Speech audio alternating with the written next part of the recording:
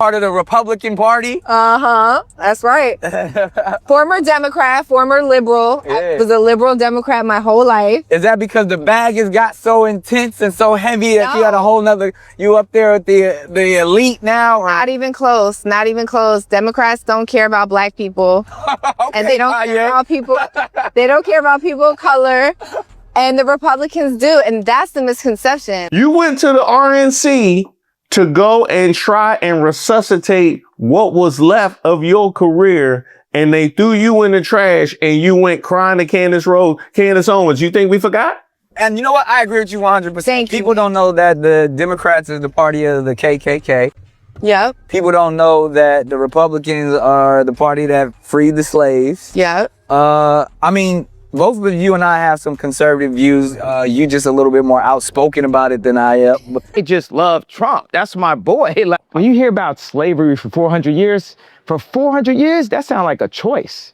The greatest and most successful female rapper in history, Nicki Minaj. I didn't know Nicki, and I've been hearing over the years she's a big Trump supporter and a Trump fan, and she took a little heat on occasion. I am probably the president's #1 fan. For real, why you care so much what the Dixie Chicks say? It's not like they political scientists and nothing. They just bitches that can sing good. You know what I mean? Stop worshiping celebrities so much. Just don't listen, pay attention. I remember right around September 11th, Ja Rule was on MTV. That's what they said, we got Ja Rule on the phone. Let's see what Ja's thoughts are on this tragedy. Who gives a fuck what Ja Rule thinks at a time like this, nigga? This is ridiculous. Included comedians, comics, trumpet players, baseball players. Show me in the white community where a comedian is a white leader. Show me in the white community where a singer is a white leader, or a dancer or a trumpet player is a white leader. These aren't leaders. These are puppets and clowns that have been set up over the white community and over the black community by the white community, and have been made celebrities and usually say exactly what they know that the white man wants to hear. What's good, everybody? RJ here, and this is Coffee and Convos. Welcome back to the channel. This is my reading voice. This is a space for conversation, thought, and reflection. I'm here to think out loud, ask better questions, and challenge the stories we're told to accept without examination. You're welcome here. So grab a cup, take a breath, and let's have a real conversation. There's always a Judas. Judas Iscariot was not a stranger or an enemy. He was an apostle, a follower of the most famous man on the planet. He walked beside Jesus. He saw the crowds gather, the love, the admiration poured out, the stories spread of miracles that felt like the very breath of God moving through flesh. He witnessed healings, forgiveness, mercy extended where none was deserved. And yet, according to the Bible, Judas let something else take root. Envy, greed, resentment. The devil, the slow, quiet descent that crept into his heart and mind until it eclipsed everything good he had seen. He didn't deny Jesus publicly. He didn't debate him. He betrayed him for 30 pieces of silver. Judas handed over the Son of Man with a kiss, trading truth for convenience, loyalty for profit. And in the end, the reward was hollow.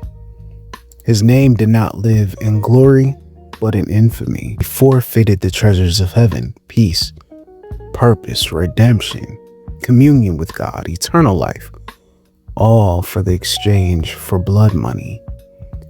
Guilt he could not outrun, and death so violent his body burst and scattered upon the ground. For 30 pieces of silver and nothing else. There's always a Judas in every movement, every cause, every revolution. Every moment built on truth eventually attracts someone who sees opportunity instead of responsibility. Not everyone betrays because they hate the mission. Some betray because they envy the intention, resent the sacrifice, or grow tired of standing in the shadow of something greater than themselves. Judas didn't walk away because he thought Jesus was wrong. He walked away because he wanted something else more: comfort, control, recognition. And when movements grow powerful, When they inspire hope and demand integrity, they also expose those who were never in it for the right reasons. Betrayal rarely announces itself as evil. It disguises itself as pragmatism or as self-interest, as doing what has to be done. That is why it's so dangerous and why it keeps repeating. Rosanda Chilli Thomas of TLC recently faced backlash after public records revealed she made over $1,000 in donations to organizations tied to Donald Trump's campaign. In response, Chilli issued a statement denying any affiliation with MAGA, saying, "I am not MAGA," and explaining that the donations were a mistake. She claimed she believed in the money was going towards causes she cares about, specifically anti-human trafficking efforts and support for veterans, and admitted she did not read the fine print. She also addressed separate controversy where a conspiracy video about Michelle Obama was shared on her account, stating it was accidental, a repost due to her not being familiar with Instagram's interface. Chilli asked for grace and emphasized her past support for the Obamas, maintaining that her intentions were never political. Chilli's explanation raises a different kind of issue, one not rooted in ideology, but in responsibility. Because whether intentional or not, financial support is still support. Saying you didn't read the fine print doesn't undo where the money went or what is ultimately backed. That's the same pattern we keep seeing. Distance from the outcome, but participation in the system that produced it. And that's where the larger problem sits. Movements don't just get undermined by loud opposition. They get weakened by carelessness, by people who move without full awareness and then try to separate themselves from the consequences after the fact. Intent doesn't erase impact, and in moments like this, that distinction truly matters. Nick Cannon recently drew backlash after appearing in a video conversation with Amber Rose, where he openly stated "I with Donald Trump" and repeated that claim that Democrats are the party of the KKK. And you know what? I agree with you 100%. Thank you. People don't know that the Democrats is the party of the KKK. Yep. People don't know that the Republicans are the party that freed the slaves. Yep. I mean, both of you and I have some conservative views. You're just a little bit more outspoken about it than I am. While framing Republicans as the party of the freed slaves, the comments quickly circulated online, sparking criticism for promoting a simplified, historically misleading view of American political history, especially given the broader context of modern political realignment. Nick Cannon's framing falls apart when you actually look at the history. The segregationist wing of the Democratic Party didn't just disappear, it fractured. In 1948, those same Southern conservatives broke off as the Dixiecrats, openly running on segregation. Today, I have stood where once Jefferson Davis stood and took an oath to my people.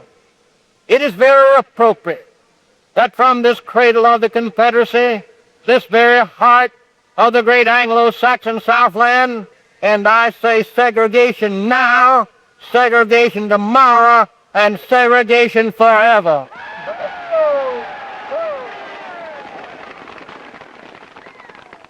The Civil Rights Movement forced the country to choose a direction.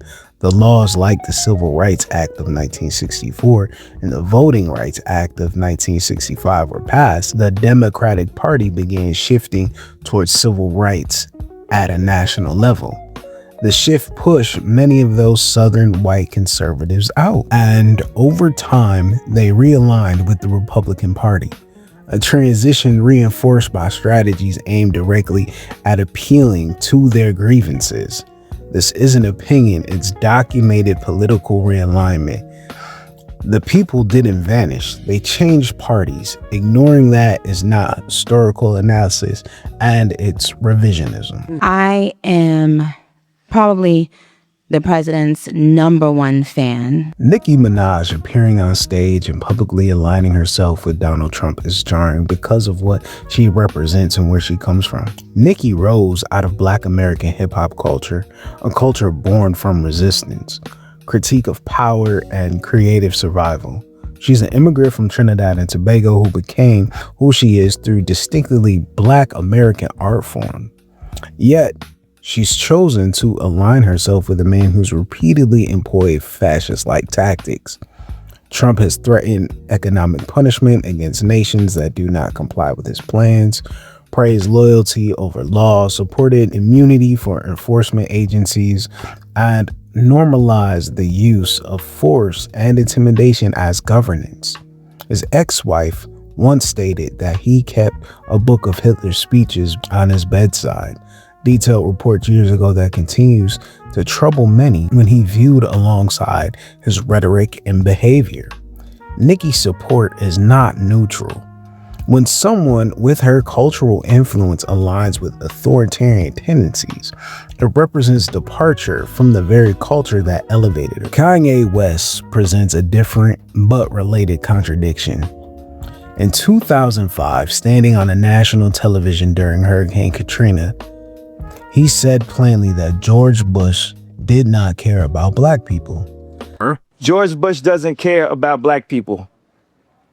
That moment mattered because it cut through propaganda and spoke a truth many were afraid to say. But somewhere along the way, he let something else take hold. Ego, grievance, misinformation, resentment twisted into something darker. He went from naming systematic harm to repeating lies like saying slavery was a choice. When you hear about slavery for 400 years, that sounds like a choice. Language that stripped history of violence and shifted blame onto the oppressed. In recent years, his behavior escalated into overt anti-Semitic rhetoric, Nazi imagery, and public actions that alienated nearly every community he once claimed to speak for. Now he has issues, apologies, and is asking for acceptance again, blaming mental health struggles and personal injury, while insisting he's not a Nazi and expressing regret for the harm he caused. But this is where the Judas parallel becomes unavoidable. Betrayal is not always sudden. Sometimes it is a slow surrender of truth in exchange for attention, comfort, or power. And apologies after repeated harm do not automatically restore trust. They raise difficult questions about accountability, impact, and whether belonging can be reclaimed after someone has actively participated in degradation of the very people who he once believed in. We also have to be honest about something uncomfortable. We keep looking to Black celebrities as moral leaders, political guides, or representatives of our collective values, as that is a mistake. Celebrities are not liberated figures.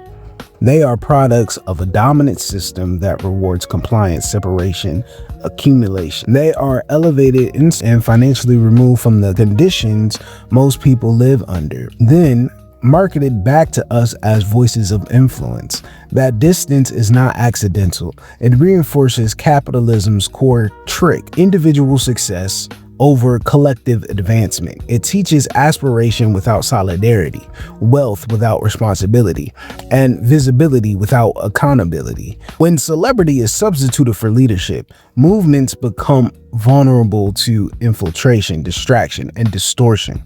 The system does not need to silence us if it can convince us to follow puppets who look like us, but also serve its own interests. That is how ideas are perpetuated without resistance, and how mental advancement is stalled while material inequality deepens. Paul Birdsong recently stepped into the spotlight as the self-described chairman of the new iteration of the Black Panther Party of Self-Defense.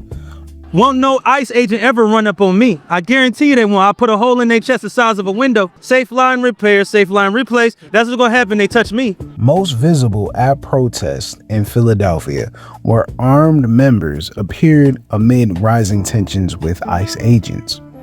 Birdsong presents his group as continuing the legacy of armed self-defense and community support, and he claims to operate under the guidance of surviving original Panthers. It is important to be fair to his intentions. Birdsong and his organization do engage in mutual aid efforts like food and supply distributions in under-resourced neighborhoods. And some residents say that they provide some protection, otherwise absent. But the original Black Panther Party that Bobby Seale and Huey P. Newton founded in 1966 is sacred history. Known for its community survival programs, free breakfast for children, health clinics, and political education, and also for its ideological depth, intentional alliances, including the Rainbow Coalition that worked across racial lines for solidarity. Original Black Panthers inventors have made it clear that Birdsong's group was not authorized to use the Black Panther Party name. And after that backlash, he stepped away from the label and indicted a rebranding. We can celebrate goodness and any necessity from the community care and self-empowerment without letting anyone co-opt a movement with deep roots that are complicated legacy that deserve respect, not imitation. There's always tension when new organizations claim the mantle of historic movements. The original Black Panther Party was not just a name or uniform. It was a philosophy, a strategy, and a deep-rooted response to systematic oppression in the 1960s and 70s. That included careful community programs alongside resistance to brutality. To simply wear the imagery without the history or impact can dilute what was achieved and distract from the work that still needs to be done. Movements matter because of what they do for the people's lives and what they stand against. When we can honor the bravery and sacrifice for those who built the original party without elevating groups that have yet to make an independent impact beyond symbolism. The movie Judas and the Black Messiah lays out truth many people still avoid. Movements are really destroyed only from the outside. They are compromised from within. The film tells the story of Fred Hampton, a young Black Panther leader whose clarity, discipline, and ability to unite people across race and class made him a direct threat to the state. Deputy Chairman Fred Hampton of the Illinois Black Panther Party. Repeat after me. I am a revolutionary. I am a revolutionary. I am a revolutionary.